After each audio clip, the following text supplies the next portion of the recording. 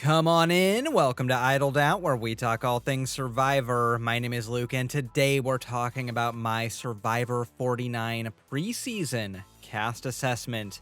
Yes, I'm here to give you my detailed impressions on all 18 brand new players on Survivor 49. I've studied these players like a book, poring over every detail of their biographies and pre-game interviews. I studied their body language and every word that comes out of their mouths, and I've come away with my patented 100% accurate winner picks, first boot picks, and everything in between picks for this brand new cast. If you haven't seen my cast assessments before, I do things a little differently. I'll look individually at each member of the cast, give you an overview of their background and bio, then carefully analyze everything they say to tell you how I think they'll do on Survivor 49. As we go through the cast, I'll also hand out an award for each player. Think of it as high school superlatives, Survivor style. Most likely to win, most likely to be a challenge beast, most likely to be the mastermind, and so on. Then, at the end of the season, we will come back to this very analysis to see how right and wrong, quite frequently wrong, I was. As always, we are using the cast bios and Mike Bloom's pregame interviews for Parade.com as the basis of my judgment. So please, go give him some clicks. The link is in the description. We've got a lot of Survivors to get through, so all that said, let's dig into my Survivor 49 preseason cast analysis. Let's start with the Red Uli tribe, and my pick for first boot, 27-year-old entrepreneur Shannon Fairweather. Unfortunately, I've looked into the crystal ball and I'm not seeing a long stay for Shannon. Shannon is spiritual. Really spiritual. Her current business is called Her Vibe, where she leads like-minded women in spiritual calls about vibes and energies and the moon, and so on. She says the Earth has a consciousness, and being in tune with Mother Earth can lead to our own personal fulfillment. Speaking of treating the planet well, Shannon trained for Survivor by creating her own spiritual guru with AI, which she asked to act like Jesus and Ram Dass, which gave her Survivor advice. Hope that acre of rainforest was worth it. Shannon's even had her own little island of the idols before the game. Her family owns a bar that Boston Rob used to work at back in the day, so he gave her pointers on Survivor before she ever set foot on the island. But she says she's less of a strategy-driven Rob father and more of a social player like Jam Jam. Look, I know this is rich coming from a guy with a YouTube channel, but I get the sense that Shannon likes to talk and likes to hear herself speak. Mike could barely get a word in edgewise in these interviews, and he's a professional podcaster. Shannon seems like a fun character, but I'm just not sure that her vibe is going to be her tribe's vibe. She's all chakras and manifesting vibes and star charts, and I really do not think people like Jawan or Nate are going to be on that wavelength at all. Sage is probably her best bet as an ally, and even Sage strikes me as a different type of spiritual. Overall, I'm really struggling to see Shannon's place in this tribe. I think in a different cast, like maybe Survivor 46, she might have had some runway, but here on Survivor 49, on the Uli tribe, all the AI prompts in the world aren't going to save Shannon from being an easy first boot when Uli inevitably heads to Tribal Council. Next, let's look at 49-year-old film producer Nate Moore, who I am awarding Too Nice for Survivor. I came into this preseason skeptical of Nate and left adoring him. Big MCU producer who is now on Survivor seems like the kind of guy who rubbed elbows with Jeff at a party and got on that way. But nope. Despite his position in the film industry, Nate is a dyed-in-the-wool Survivor fan who applied just like any regular Joe Schmo would. And while I don't think he'll be eaten alive, I do think he's going to forge really strong bonds, which will make pulling the trigger on those necessary blindsides very difficult for him. Nate's going to be beloved on and off the island. He's a big-time family man and low-key funny, he exudes warmth, and he is probably one of the biggest fans on this season. Like, we're talking, he's bringing up Australian Survivor in the interviews. Okay, Nate name-dropped BB. He's legit. Despite that, though, he's probably going to be more of a social player. As a producer, his job is peacemaking, and I can totally see him as the pragmatic tribe leader, where even if he's not strategically calling the shots, he's socially at the center of things, making camp life fun and keeping morale high. Nate just feels very socially adaptable to me, and he'll just fall into whatever role his tribe needs him to be. The good news for him is that he practically has an ally built into this tribe from the get-go. He and Jawan have so much in common. They're both in the film industry, Jawan's a big Marvel fan, and their personalities just seem so compatible that I'd be shocked if they weren't day one ride or dies. But Nate's friendly demeanor is such a double-edged sword for me. I just don't think he has the killer instinct to win. At Final Tribal, will Nate, probably the wealthiest person on this cast, have it in him to tear down the games of the people he's sitting next to? Is Nate cold-blooded enough to pull off a blindside on his closest friends? I don't know. Regardless, he just strikes me as a refreshingly old-school pick from when the game was still complicated but moved a little slower. He could win back in like Survivor 15, but I don't know that he can win Survivor 49. He'll have modest success, he's physical enough that being the oldest person on the tribe won't be a huge detriment, and he's friendly and interesting enough that he can relate to the younger people on the island. But he won't be a huge mover and shaker. He'll make the jury, but just like the MCU after Infinity War, his game will eventually run out of steam.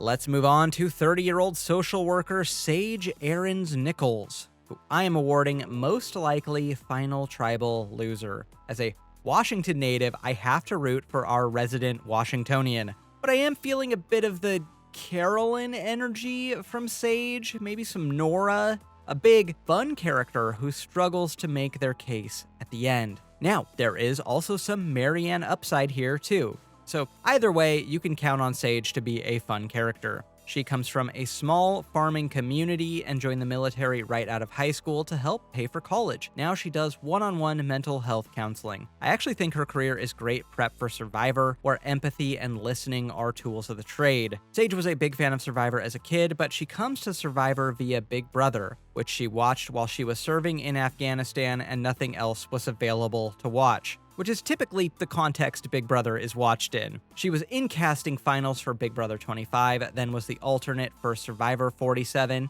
and now she's here. She used her layover to prep for Survivor by taking lots of shrooms to get in tune with her body and her emotions. I think that right there tells you all you need to know about Sage. She leads with her emotions, but she wants to play a really cutthroat game, but without making things personal. Overall, I think this is kind of a rough tribe pull for Sage. I think her and Shannon will be easy allies, but I am feeling that the power will probably center around the three guys and probably Savannah, and Sage could be an early boot just out of bad circumstance if that's the case. On the flip side, I feel like she's one of this tribe's strongest physical players, so they may need her for challenge strength. And being the tribe goofball has its own strengths, but can lead to a struggle for respect even if she's making power plays. She's so unabashedly herself, which is awesome, but it can come off a little kooky, like she told us she saves her pimples in a jar. God, if only Survivor still had luxury items. I need to see the pimple jar.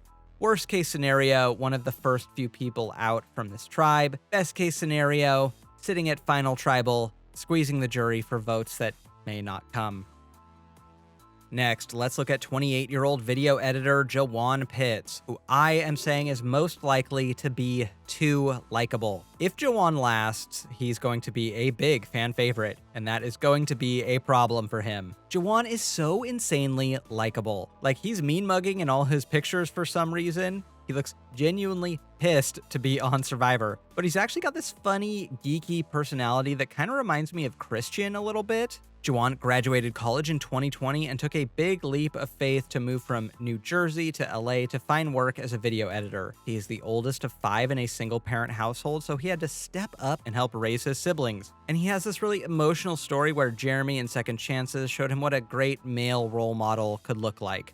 That leads me to my next point. Jawan is one of our bigger Survivor fans. RHAP patron, studied Mike Bloom's previous cast interviews to get comfortable in casting interviews. He's watched Aussie Survivor. He name-dropped Sean Rector. He's one of us. He's been watching from Gabon, and he is a bona fide Survivor geek. He even practiced puzzles from Etsy. and thus he is smart enough to know that allies are more valuable than advantages in Survivor. He is going to be vulnerable with people to win them over, and he wants an ally to sort of play Batman to his Robin, or as it used to be known in the Survivor world, the JT to his Steven.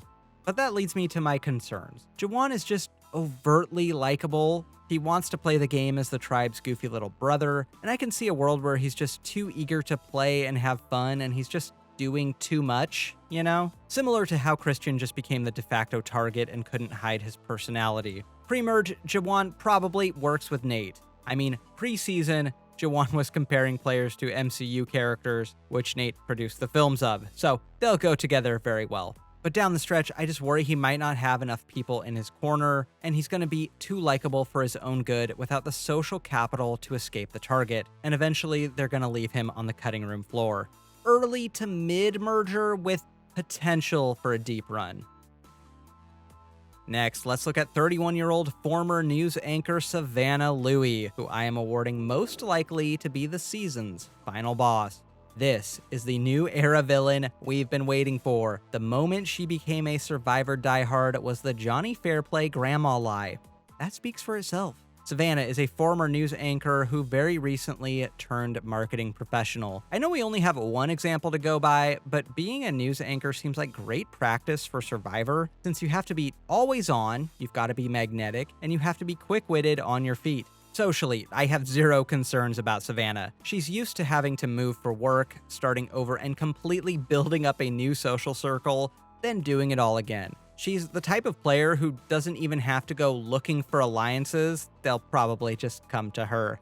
Strategically, and I love this by the way, she intends to just spread rumors about other players looking for advantages, to normalize the advantage hunt while putting a target on someone else's back, just so she can go get one. She wants all the power in the game, and I would not be surprised if she had it. Frankly, I'd be shocked if she's not an endgamer. You could just pluck her straight out of this season and put her in Micronesia, and she would fit right into the Black Widow Brigade. She's so villains tribe coded, it's insane. I've also seen comparisons to Brenda in Nicaragua, which I also think ring true. She's confident, funny, and will have zero qualms about using people until she has no use for them anymore. On her tribe, I think she'll probably be drawn towards working more with players she feels she can manipulate. I could see her trying to work with maybe more impressionable younger players like Shannon, Rizo, and Jawan. Savannah will be a power player in this game, but my only fear is that the aura is just a little too strong. She compares herself to Kim Spradlin and Dee, and those are comparisons that just jump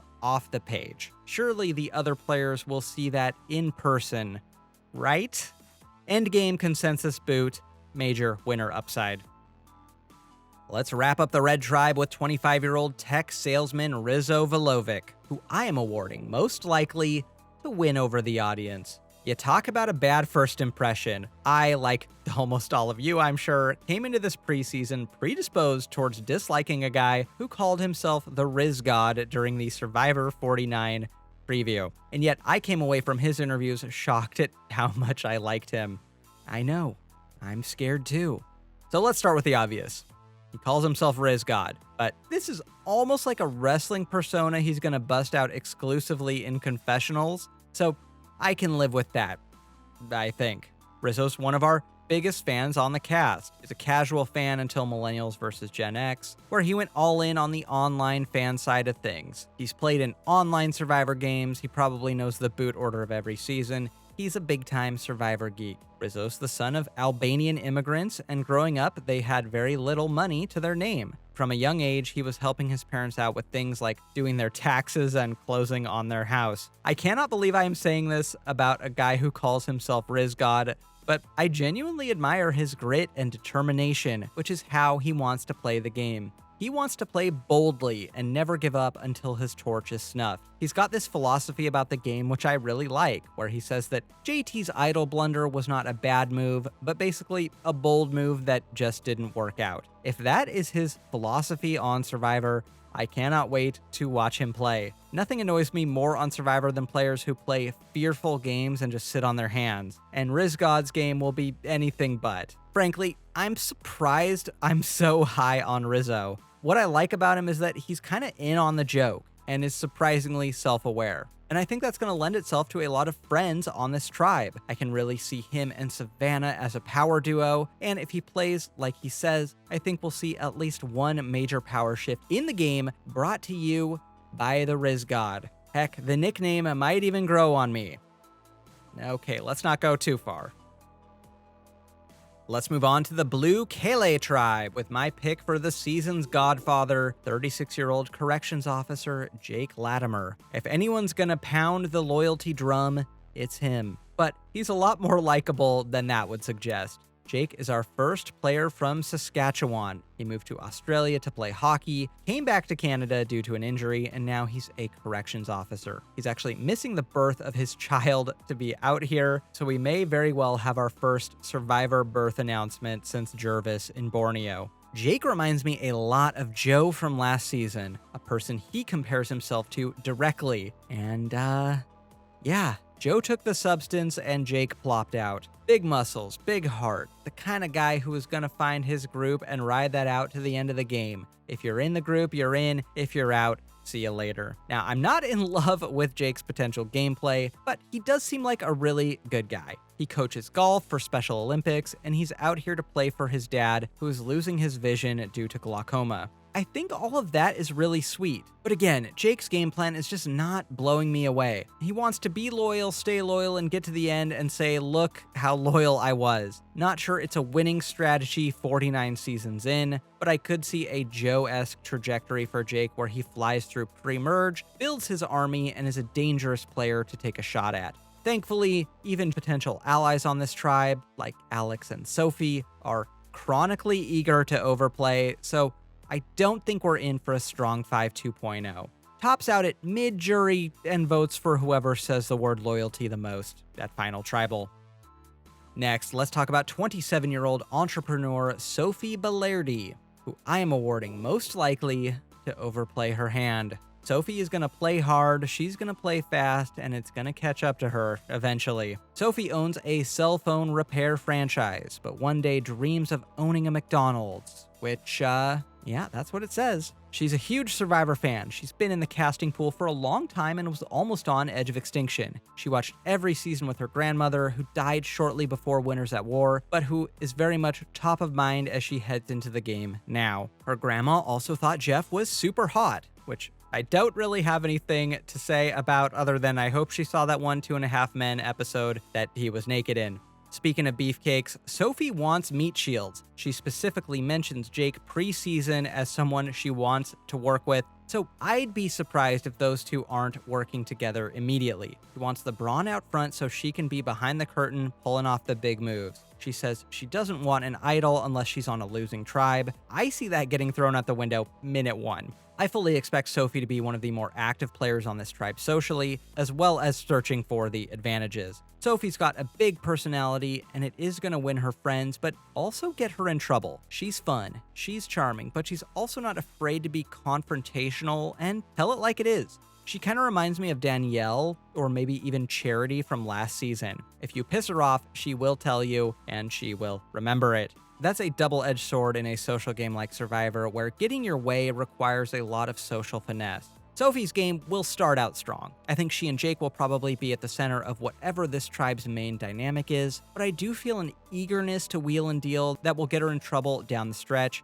and I just don't think her game will be as shrewd as she thinks it is. She will probably get caught scheming one too many times, and she won't see her earn the merge, early post-merge boot coming. Next, let's look at 26-year-old political comms director Ahrens-Moore. My pick to be too diplomatic. Alex is here for a good time, not a long time. He's a communications director for a politician in DC, so he loves mudslinging, he loves drama, but he says he also knows diplomacy and how and when to be quiet when he needs to be. He's a longtime Survivor fan. This is wish fulfillment for Alex, who had a Survivor club in high school and watched the show with his parents every week. Alex wants to position himself at the center of the tribe, be everyone's best friend, while also taking in the full breadth of the experience, which means idols and advantages. He wants to play a devious, balls-to-the-wall game, and his tribe is going to catch on almost instantly. The thing that struck me about Alex is that he seems very transparently political. Alex has been flashing this evil smile all over pregame Ponderosa, and it's getting him noticed. And I think there's a world where he just tells people what they want to hear too much. Add on to that a proclivity to come into the game guns blazing with alliances, idols, journeys, and we've got a recipe for early game disaster. If Alex can slow roll his game, focus on his relationships, and not people please from one side of his mouth and gossip out the other, he can do great in this game. There is Sam Phelan upside, but I think he may be in for a rude awakening sooner rather than later. Alex will get his full Survivor experience, and he may possibly speedrun it. Pre-merger with Gabe-style mid-merge wannabe mastermind upside.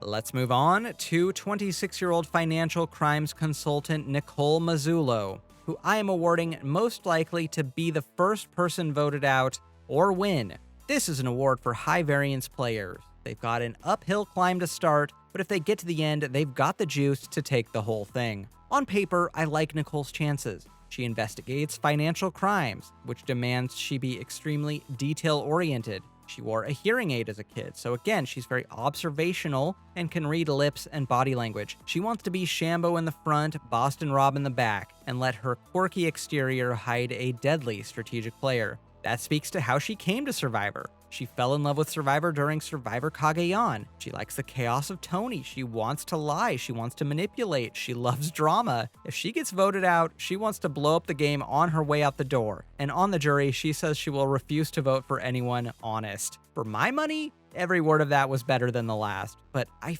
fear she's not going to be able to conceal the style of game she wants to play, and could come out too hot against the wrong player and pay the price for it.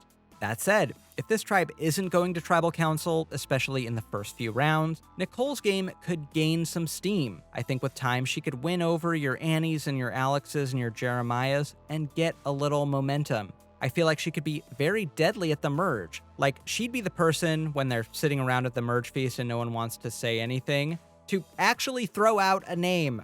Overall, it can go either way on Nicole for me. I am leaning on the earlier boot side of things, unfortunately, which they'd be wise to do.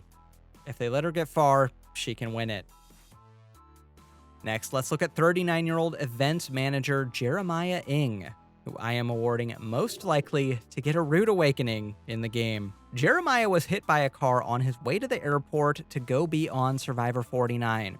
That may have foretold how Survivor is going to go for him. Jeremiah is one of our 2 Canadians on this season. Grew up in a small blue-collar town, and he's been in love with Survivor since he was young. He worked in the fashion world for a decade and now works in finance. He's well-traveled, used to luxuries, and very boisterous. He's got this fun story where he told his family he was climbing Mount Everest instead of going on Survivor, which I feel like summiting Everest is the bigger achievement of those two, but maybe that's just me. Jeremiah seems like so much fun, but I think Survivor is going to run him over and back up and do it again. I think the elements are going to get to Jeremiah very quickly, but more importantly, I just don't think he's prepared himself for the possibility of failure. He's really into tarot and astrology and all that. He manifested himself getting on Survivor, and I get the sense that he feels maybe invulnerable going into the game. He's eager to vote off the muscle and make his tribe unable to win a comp. He wants to go on a journey because he thinks it will just magically go right for him. He just hasn't really considered a world where things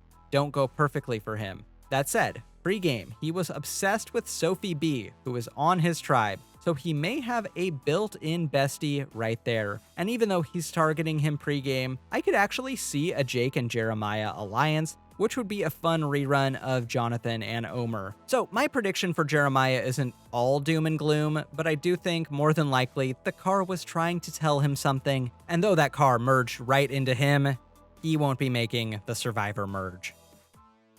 Let's close out the blue tribe with 49-year-old Kimberly Annie Davis, who I am awarding most likely to be someone's sidekick. At first glance, with the pink hair and the literal glitter in her eyes, you'd think Annie is like a kooky Debbie type. And she's a bit kooky, but honestly much more grounded than I expected. Annie is a running company CEO and front woman of her own band, Trashy Annie. She says she picked music back up in her 40s after not playing since she was in her 20s, and that she used to play in ska bands back in the day, which is information you could not torture out of me.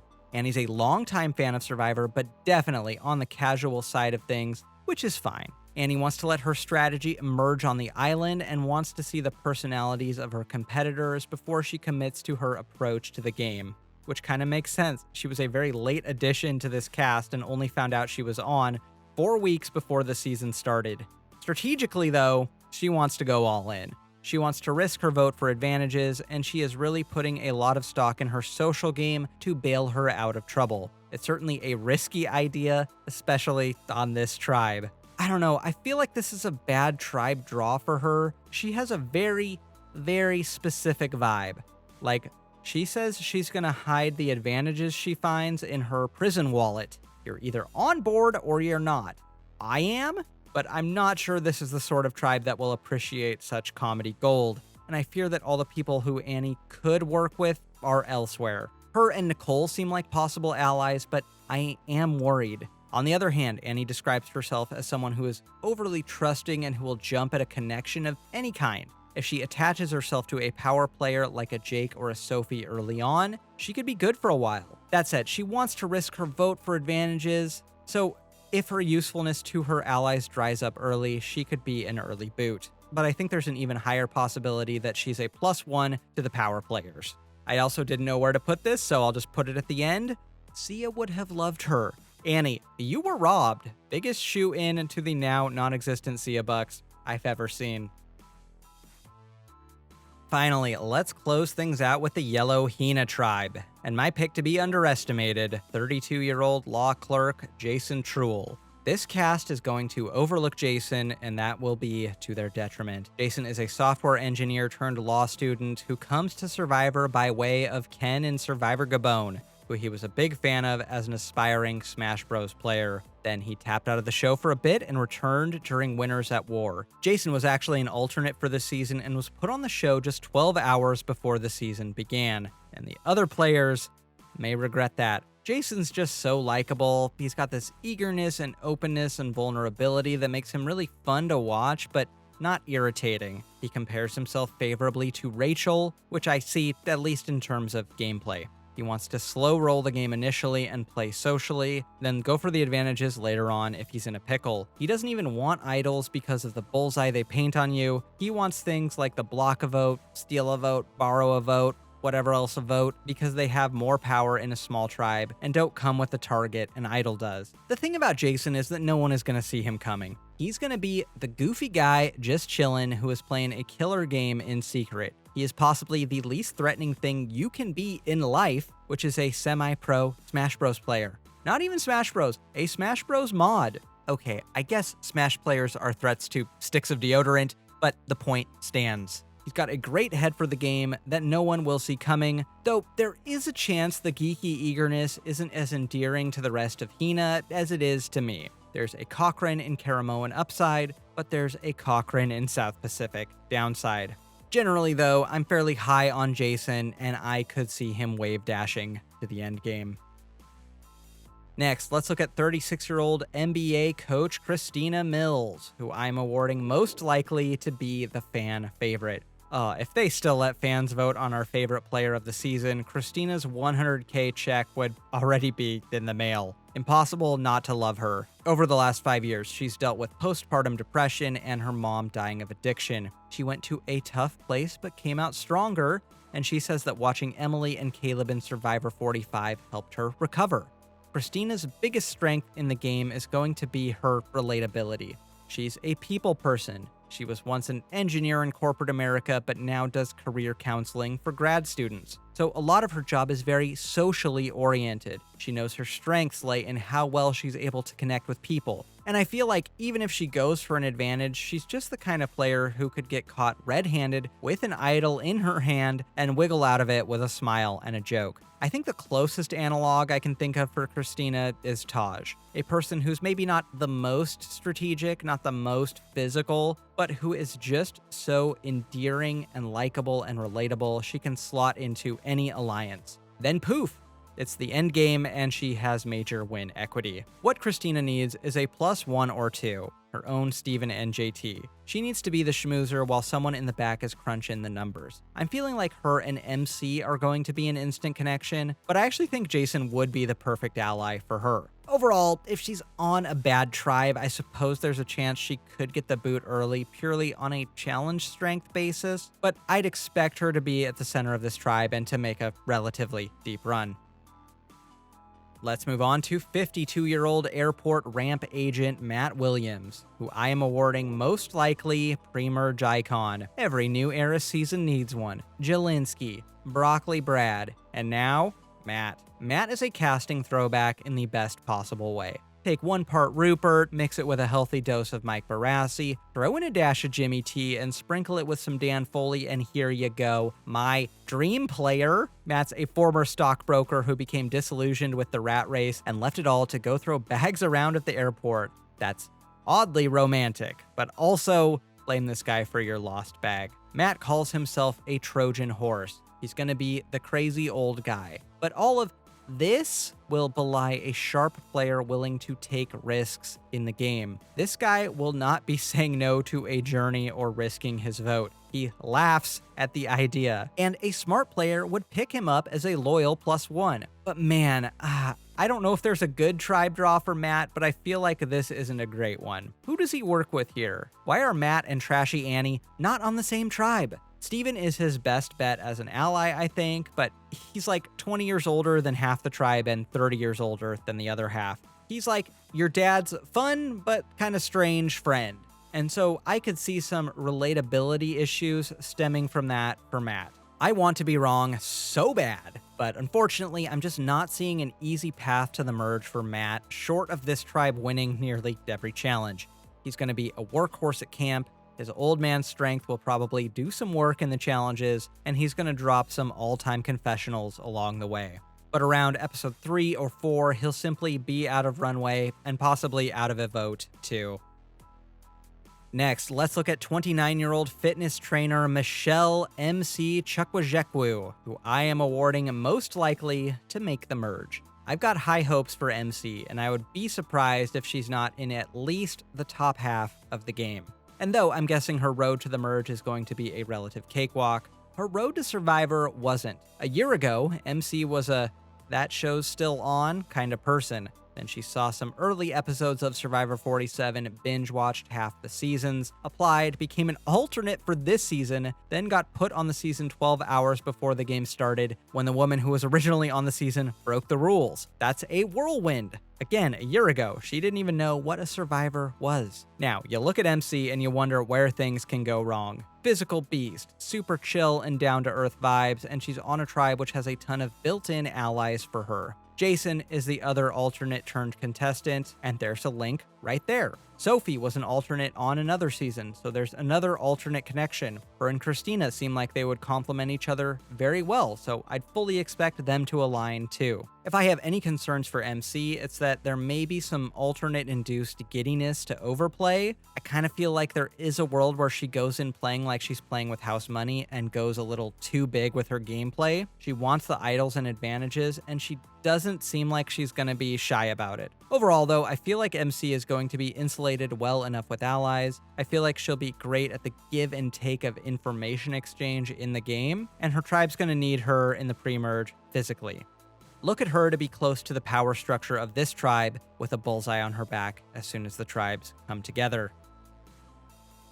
Let's move on to 35-year-old rocket scientist Stephen Ramm, who I am awarding most likely to have too much energy. Welcome back, John Mish. He's like the wholesome Patrick Bolton. He's Eddie Fox with a little bit of game. The golden retriever energy is off the charts. That's a blessing or a curse depending on the tribe. Steven's a newer Survivor fan by way of COVID, and he definitely leans towards the more casual side of things, which is fine. Steven had a hearing condition which went undiagnosed for 20 years, so he's more visually observant than a lot of players this season and more in tune with body language in general. And he works at NASA, so obviously a book-smart guy. There's no reason Steven should go early. He's going to be a necessary player physically for this tribe. His strategy to play a sort of chill under the radar game should serve him well, and he is planning to have an off-ramp for every game contingency. It's all great on paper, but I don't know. I think Steven's worst enemy is going to be himself. He seems really nice, but he's got this big, boisterous energy. He talks with his hands. He seems constantly at the top of a sugar high with a crash that never comes. If he keeps this up, he's going to be running around the island, talking a mile a minute, and potentially annoying the heck out of everyone he's working with. It could be pre-game excitement, but I am really just getting like Patrick Bolton vibes here, where the constant goofiness without an off switch is fun for a day and a half. If Steven can tone things down, I think there are a lot of allies on this tribe he can work with. Matt, Jason, Sophie. But overall, I'm anticipating his game will kind of fail to launch. Finally, let's look at my pick to win Survivor 49, 31-year-old YouTube strategy associate Sophie Segreti. And I'm not just saying that to get her to pump my channel analytics up. Sophie, I think, is in that sweet spot to win Survivor where she's threatening, but not overtly so. She's social, but won't be running around the island making a ton of deals. She's a Survivor superfan, but that isn't written on her forehead like it is with other superfans sometimes. She reminds me of like a more outgoing Rachel. There's a little bit of Kyle in here too, and I think that's a good thing for her. Sophie is in corporate America, building alliances between businesses. She's a huge Survivor fan since childhood. We're talking stay up late as a kid to watch the show, fantasy leagues in college sort of superfan. She plays Survivor competitions with her family at Christmas. She was the alternate for Survivor 48, and it sounds like that year-long layover has really given her the confidence to come at this game head-on. But she's gonna do it smart. She doesn't want to do the journeys. She's open to idols, but she wants to primarily focus on her relationships in the early days. Honestly, I feel like she can vibe with anyone on this tribe. I'm feeling like the three women and maybe Jason as a fourth will be the power center here, though I could also see her having a duo with Steven. That's why I like her as a player. It feels like she will be able to get along with everyone. She's very adaptable without it being obvious. I'm kind of feeling a bit of a Michelle-esque social game. Probably not that good, but subtle, unflashy, nuanced, and built on real social bonds. I think she'll be the tribe cheerleader, leading with emotion but not being ruled by it. She has great intuition and great social skills. If she has great timing on when to cash in her social capital, she can win Survivor 49. They won't see her coming until it's too late. And again, I'm not just saying that because she has the power to flip a switch at YouTube and shut my channel down. There we have it, my cast analysis for Survivor 49. When the season's over, we'll revisit this cast assessment to see what I got right and what I got wrong. But for now, I want to know what you think of the cast of Survivor 49 and my analysis of them. Who do you like? Who do you dislike? Who is aligning with who? Who do you think is winning? And who do you think is going home first? Let me know. Until next time, don't get idled out.